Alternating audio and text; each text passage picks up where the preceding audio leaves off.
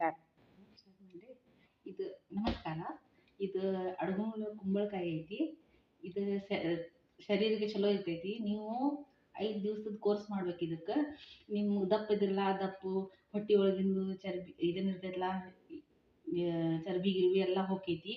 ಅದಕ್ಕೆ ನೀವು ನೀರು ಮಾಡಿ ಮಿಕ್ಸರ್ಗೆ ಹಾಕೋದು, ಸಣ್ಣ ಸಣ್ಣ ತುಕಡಿ ಮಾಡಿ ಹಾಕಿದಿಂದ 5 ದಿವಸದ ಜ್ಯೂಸ್ ಕುಡಿಬೇಕು.